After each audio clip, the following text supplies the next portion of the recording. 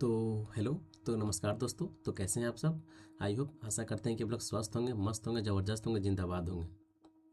मैं राहुल कुमार आपका स्वागत करता हूं स्टडी विद सिविल एमसीक्यू के ऑनलाइन प्लेटफॉर्म में। तो जैसा कि आप लोग जान रहे हैं, आप लोग डीडीए जेई का एडमिट कार्ड रिलीज हो चुका है। ठीक है, डीडीए जेई का जिसका भी एग्जामिनेशंस है, अपना एडमिट कार्ड डाउनलोड कर लें। एडमिट कार्ड रिलीज हो चुका है। ठीक है।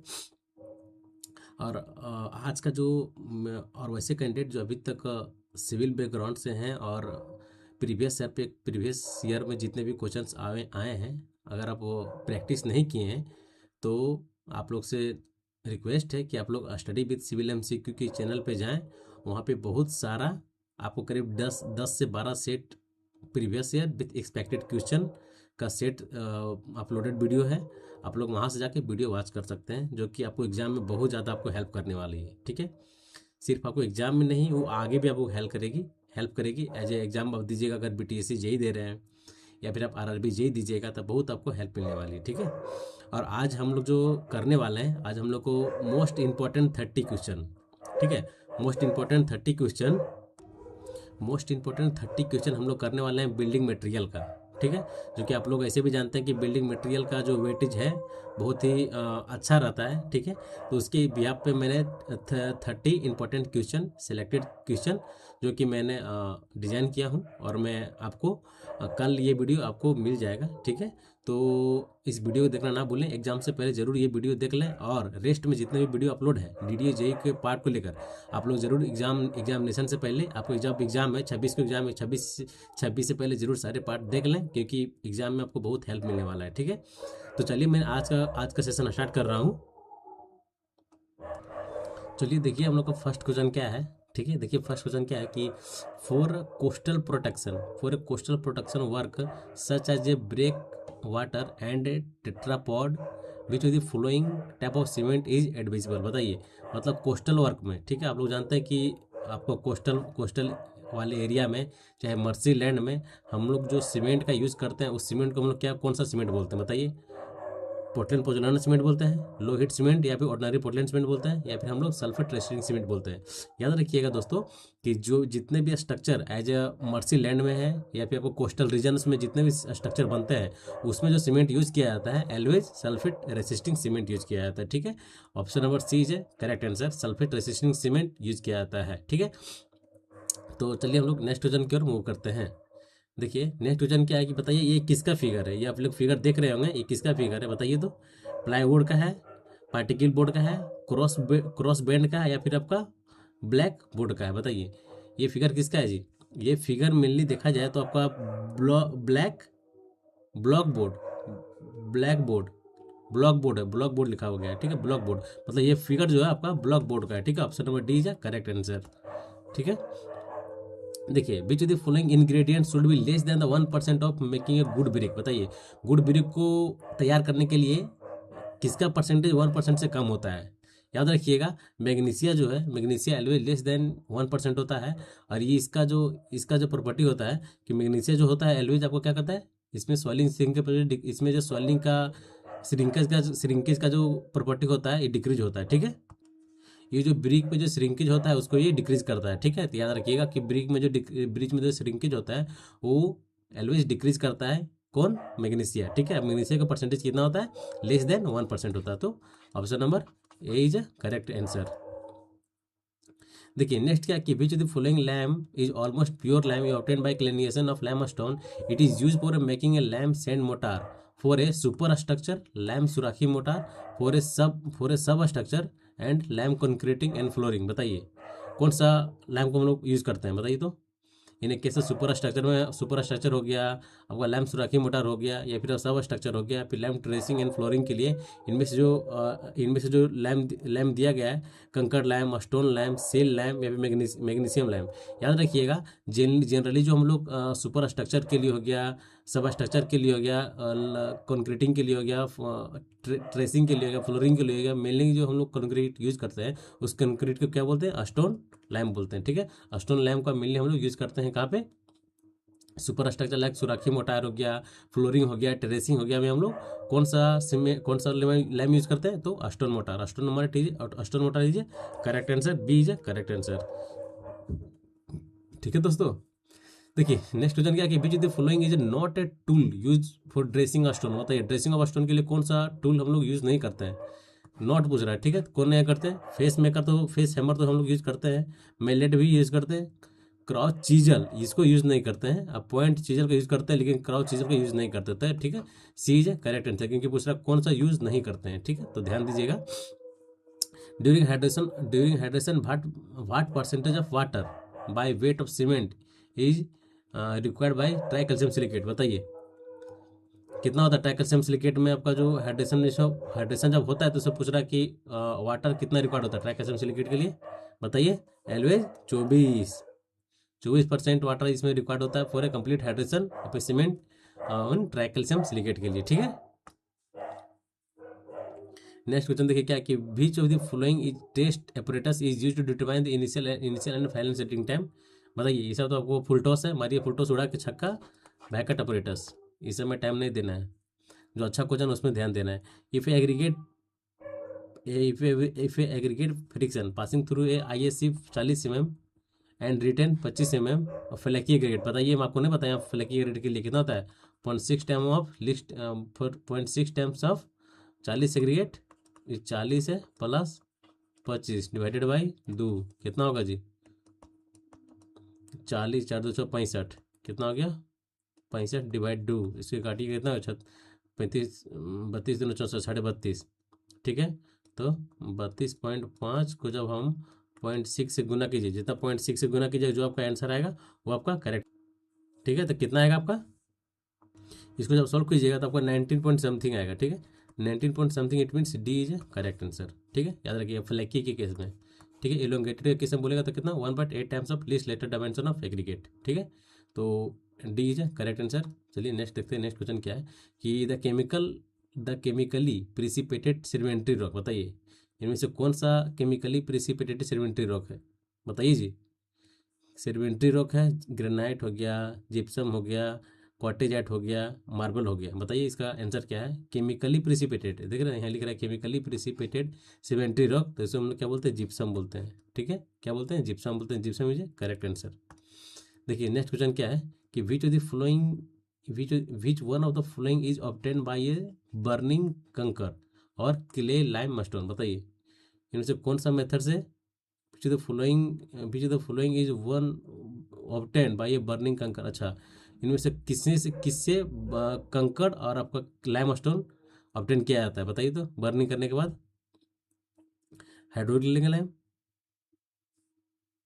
क्या है, कंकर। याद रखिए कंकर is a source of A hydraulic lamp, ठीक है। तो hydraulic lamp is a correct answer, ठीक है। हाइड्रोलिक लैम्प में तुम्हारा कैल्शियम सॉरी फैट लैम्प को और किस नाम से जाना जाता है बताइए तो। फैट लैम्प को हम लोग रिच लैम्प भी बोलते हैं, रिच लैम्प बोलते हैं, वाइट लैम्प भी बोलते हैं, ठीक है। और पुअर लैम्प भी बोलते हैं, पुअर लैम्प भी बोलते हैं, ठीक है। इसमें आपका कितना 95% इसमें क्या होता है ट्राई लाइम रहता है, और 5% जो होता है 5% होता है अदर इम्प्योरिटीज होता है, ठीक है। अदर इम्प्योरिटीज, ठीक है। और आपका हो गया lime hydraulic lamp. Hydraulic lamp का मेनली यूज हम लोग अंडर वाटर कंस्ट्रक्शन में करते हैं, अंडर वाटर में यूज़ करते हैं, ठीक है। इसमें आपका 30% आपका हो गया 30% होता है क्या कैल्शियम ऑक्साइड हो गया, और 5% इसमें क्या होता है 5% आपका आयरन ऑक्साइड हो गया, ठीक है। इसमें प्रेजेंट रहता है, ठीक है। तो option number A is correct answer. ANACC block the light weight property is achieve by. बताइए लाइट वेट प्रॉपर्टी कब अचीव करता है। एक्सलरेटिंग क्यूरिंग, ऑटोक्लेविंग, या फिर एरिएशन, या फिर using of light weight coarse aggregate. बताइए कि लाइट वेट प्रॉपर्टी कब अचीव करता है ACC ब्लॉक। जब उसमें एरिएशन होगा तब वो ACC ब्लॉक जो है लाइट वेट प्रॉपर्टी अचीव कर लेता है, ठीक है। तो option number C is correct answer. देखिए कंसिडरिंग IS 1077 में दो गो A और B दो करके स्टेटमेंट दिया गया है, ठीक है। स्टैंडर्ड व्हेन डीलिंग विथ इफ्लोरेंस, अच्छा इफ्लोरेंस रेटिंग इन ब्रिक, ठीक है। चलिए देखते हैं। Brick use Bricks used in general construction can have moderate effluence up to the class of 12 class 12.5 एकदम सही है. Brick used in a more durable application. Brick used in a more durable application should show one or more slight effluence. यही सही है. दोनों सही है. दोनों स्टेटमेंट मतलब statement A and B are correct statement. ठीक है, statement A and B are correct statement. एक आप बताइए कि आपका जो इफ्लोरेंस का वैल्यू जो नील हो गया. ठीक है, नील है. इसमें आपका इफ्लोरेंस का वैल्यू कितना होता है? एक होता है स्लाइट, एक आता है मॉडरेट, एक आपका होता है हार्ड. ये आपका इफ्लोरेंस का परसेंटेज बताइए. डिग्री ऑफ परसेंटेज कितना होता है? डिग्री ऑफ इफ्लोरेंस नील में कितना हो गया? बताइए, नील में कितना हो गया? 0, नो, प्रैक्टिकेबल. ठीक है, स्लाइट में लेस देन 10%. ठीक है, मॉडरेट में 10 to 50%. ठीक है, और हेवी में मोर देन 50%. ओके, ठीक है, समझ में आ गया. तो ये भी आप याद रखिएगा, इंपॉर्टेंट पॉइंट है, एग्जाम में पूछ देता है. ठीक है, इसका तो आंसर हो गया, दोनों सही है. ठीक है, चलिए नेक्स्ट क्वेश्चन देखते हैं हम लोग. Gunite is a mixture of cement and sand. It is the ratio of 1:1. बताइए, गंटिंग जो हम लोग करते हैं, गंटिंग देखते हैं, गंटिंग प्रेशराइज हम लोग कंक्रीट प्रेशर से जो हम लोग कंक्रीट को थ्रू आउट कराते हैं, उसमें जो आपका उसका जो गंटिंग का रेशियो होता है कितना होता है? 1:3. याद रखिएगा, कितना? 1:3 है करेक्ट आंसर. देखिए नेक्स्ट क्वेश्चन क्या है कि the Le Chatelier method is use to perform. बताइए, ली चार्टियल मेथड हम लोग किस लिए परफॉर्म करते हैं? Le Chatelier operators use in a soundness test. ये सब तो फुल टॉस है, ऐसे में तो रुकना नहीं है ball. Which is the following is not a drier in a paint. बताइए, ड्रायर इन ए पेंट के लिए, ड्रायर के लिए कौन सा इनमें से नहीं है? लिथरंगा है, लीड ऑक्साइड भी है, रेड लीड भी है, copper sulphate is a not. Copper sulphate जो है, कॉपर सल्फेट नहीं है, तो D is a correct answer. ठीक है, कहीं इसमें नोट पूछ रहा था. ओके, देखिए नेक्स्ट क्वेश्चन क्या है कि स्टेटमेंट दिया गया है. इतना लंबा पढ़ने की जरूरत नहीं, सिर्फ स्टेटमेंट देखिए, 2 3 4 स्टेटमेंट दिया गया है और पूछ रहा कौन सा ट्रू है और कौन सा फॉल्स है. ठीक है, बताइए. चलिए फर्स्ट हम लोग पढ़ते हैं. In oil varnish soft resin lac. Oil varnish को लेक बोल रहा है, सेलिक बोल रहा है, ये गलत है.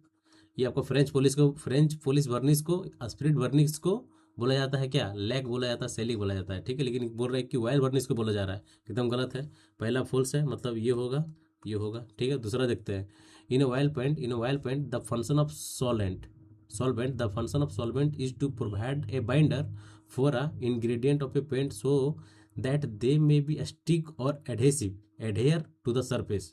एकदम ये क्या बोल रहा है? एकदम ये फॉल्स बोल रहा है, एकदम ये फॉल्स बोल रहा है, ये भी गलत है. ठीक है, दूसरा भी गलत हो गया, दूसरा गलत हो गया. It means option C is a correct answer. ठीक है, ज़्यादा नहीं देखना है, ये देखिए, ये देखना कि 2 मेरा गलत हो गया, 2 का स्टेटमेंट हम कंफर्टेबल है, इजिली मार के आप आगे बढ़ जाए. ठीक है, देखिए नेक्स्ट क्वेश्चन क्या है कि identify the defect in a paint in a which formation of dull patches. बताइए, डल पिचेस होता है किसके कारण होता है डल पिचेस?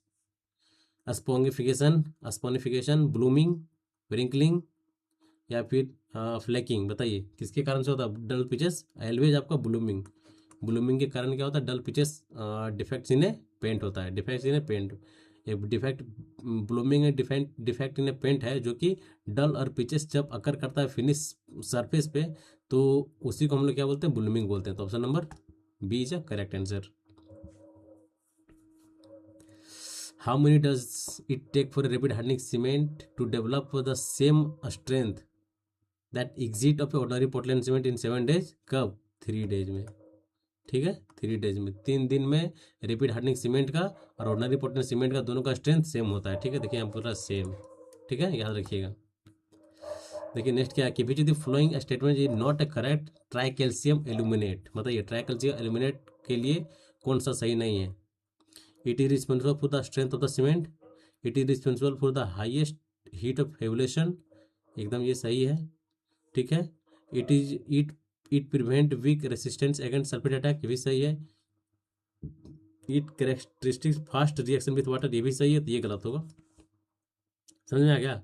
ट्राई कैल्शियम सिलिमेट तो आप लोग जानते हैं, try calcium aluminate. Try calcium aluminate सबसे पहले पानी से रिएक्शन करता है, बहुत तेज रिएक्ट करता है। बहुत तेज रिएक्ट करने के बाद वहाँ पर हीट का रिलेशन ज़्यादा होता है, हीट ज़्यादा निकलता है। ये दोनों ऑप्शन खत्म हो गया। और जब ज़्यादा निकलता है तो क्या, और ये जो होता है ट्राई कैल्शियम सिलिकेट जो होता है, ये तो आपका सल्फेट को रेसिस्ट करता है, ठीक है। वीक और सॉरी कमजोर है, उसमें कम है, मतलब सल्फेट को कम रेसिस्ट करता है, ठीक है। यहाँ लिखा गया it provide weak resistance against sulphate attack, ठीक है, ये भी सही है। कम रेजिस्ट करता है सल्फेट अटैक को, तो ये तीनों मेरा सही है। लेकिन मेरा जो फर्स्ट है ये मेरा रॉन्ग है। रिस्पॉन्सिबल के लिए डाई कैल्शियम सिलिकेट होता है, ना कि ट्राई कैल्शियम सिलिकेट। तो ऑप्शन नंबर ए है correct answer. According to IS 2222, a specification for a burn clay perforated brick, the area of each perforation in a perforated brick should not be exceed in 5 metre centimetre square. याद रखिएगा 5 square से area perforation कम नहीं होता है, ठीक है। वही बोल रहा है, not be exceed 5 centimetre square. Okay, तो option number D is correct answer. चलिए इसको लगाइए, तो लगाइए जी। इसका क्या होगा, बेस का क्या होगा, बेस वैक्यूल है, पिगमेंट है, ड्रायर है, बताइए।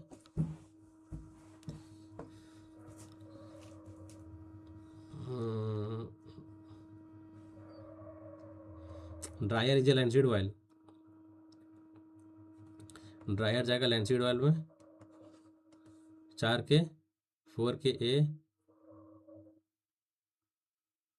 अरे ड्रायर सॉरी ड्रायर का लिथरंगा होगा ना, सॉरी ड्रायर का लिथरंगा होगा जी, सॉरी।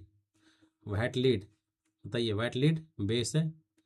वैकिल पेंट कौन सा है इनमें से, लैंडसीड ऑयल, टंग वाल, लैंडसीड ऑयल, टंग वाल, टूब file, poppy oil is example of a vehicle of a paint. Okay, तो कौन सा होगा बताइए।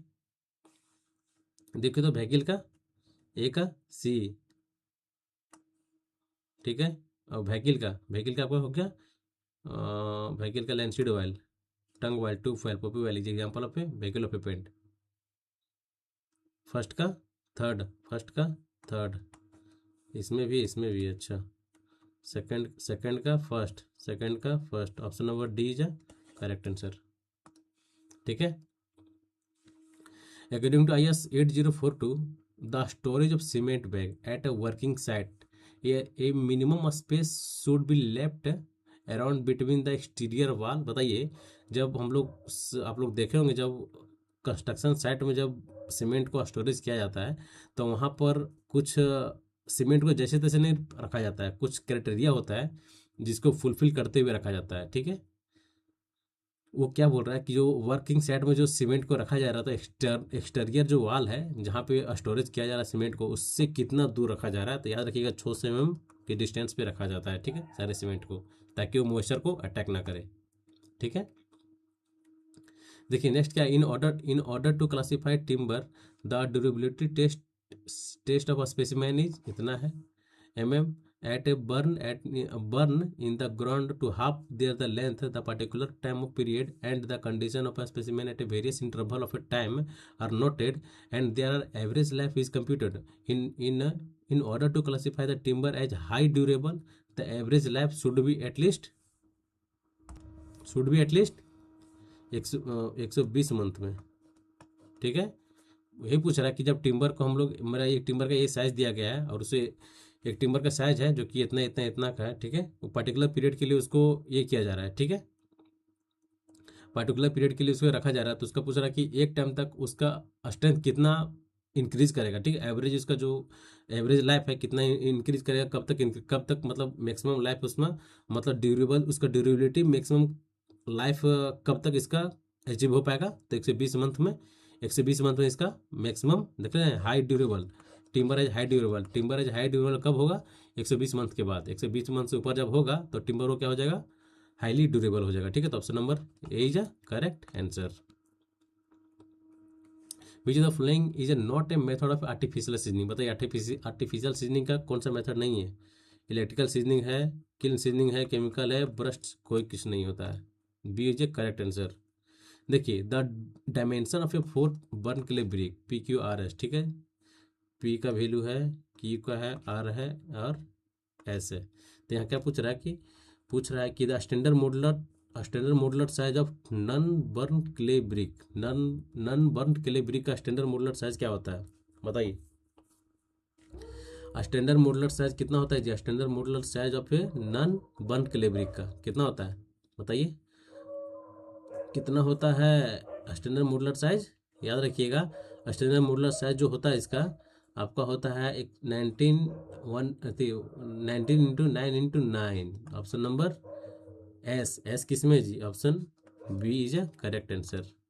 ठीक है, अकॉर्डिंग टू आई एस इतना the thickness of plywood, the thickness of plywood 3 4 5 6, 3 4 5 6 is a correct answer. According to I S, चलिए moisture content दो स्टेटमेंट दिया गया है। ठीक है, the mechanical property of a wood are not materially affected by a reduction of a moisture content up to the fiber saturation point. The mechanical property of a wood are not materially affected by a reduction the moisture content up to the fiber saturation point. एकदम सही बोल रहा है ये।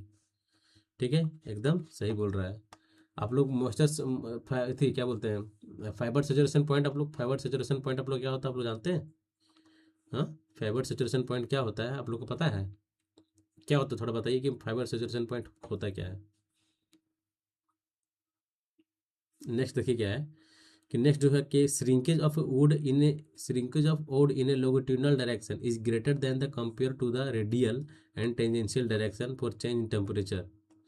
Shrinkage of wood in a longitudinal direction is greater than as compare to the radial and tangential due to change in moisture.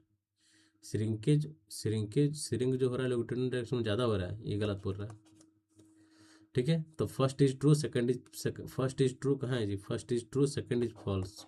Option number B is correct answer. बताइए, seventh mineral in Mohs hardness किसी को seventh में क्या था? Quartz कितना बार आपको बताया हूँ? Topaz 10, the PVC pigment volume concentration range of a paint for a prime coat के लिए पिगमेंट कंसंट्रेशन नंबर कितना होता है? 25 से 40। याद रखिएगा कितना होता है? 25 से 40। क्या है kaolin is a chemically example of, बताइए केओलाइन किसका एग्जाम्पल है? केओलाइन किसका एग्जाम्पल है जी? Siliceous rock, metamorphic rock, calcareous rock या फिर argillaceous rock? Kaolin example of है एक आर्गिलियस रॉक। आर्गिलियस रॉक ने मैक्सिमम क्या कौन सा कंस्टिट्यूएंट पे आया था आर्गिलियस में? आर्गिलियस में आपका क्ले हो गया और एल्यूमिना हो गया।